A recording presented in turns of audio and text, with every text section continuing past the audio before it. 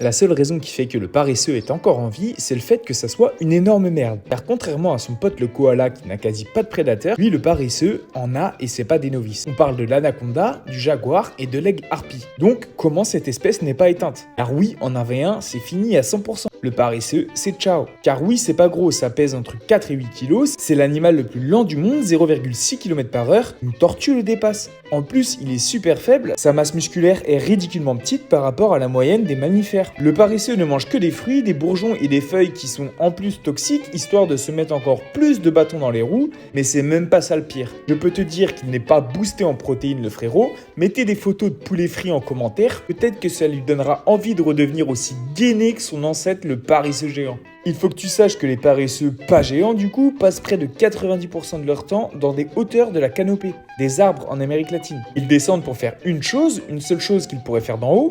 Aucun scientifique ne sait pourquoi ils descendent pour le faire alors que tous les autres animaux le font d'en haut.